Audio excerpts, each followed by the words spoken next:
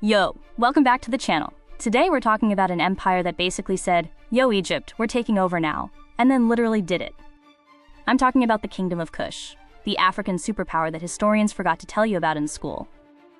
Imagine being so rich and powerful that you literally buy peace treaties with Rome. Imagine having warrior queens so badass that Roman soldiers were like, nah, we're good, thanks. Imagine building a civilization with technology and gold and influence that made even Egypt jealous. Well, that wasn't imagination, that was KUSH.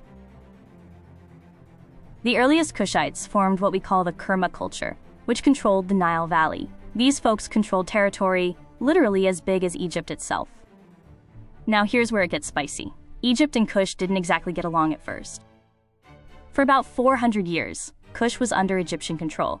But here's the tea. The Kushites never fully gave up their identity. By around 1070 BCE, they re-established themselves as an independent kingdom centered at the city of Napata. By the 8th century BCE, around 750 BCE, KUSH was becoming ridiculously wealthy and powerful. They thought, you know what? Let's just take Egypt. And they actually did it. Under King Piye, the Kushite army marched into Egypt and conquered the entire country. They became pharaohs. They ruled the 25th dynasty of Egypt. Kushite people became the pharaohs of Egypt.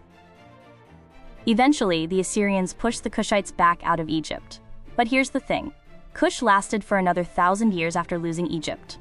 Why? They had a secret weapon. What made KUSH so unbeatable? Iron. The Kushites were elite iron workers, producing high-quality iron weapons and technology from their later capital, Meroe. KUSH controlled all the major trade routes. Gold, ivory, incense. Everything luxury that Egypt needed had to go through KUSH first. You control the supply chain, you control the world. Now here's where KUSH becomes absolutely legendary.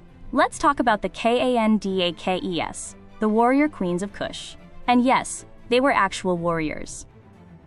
KUSH had a system called matrilineal succession. Power passed through the women of the royal family. The Kandake, or Queen Mother, was often the one actually running things.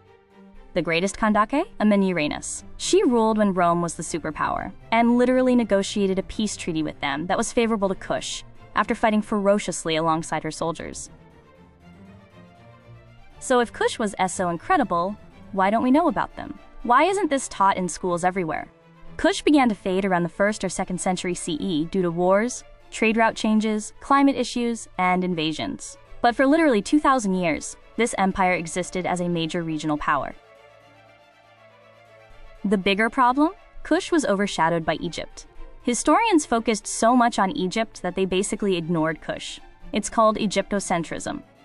The KUSH kingdom is a reminder that African history is deep, it's complex, and it's absolutely incredible. And it's been there the whole time. We just weren't paying attention.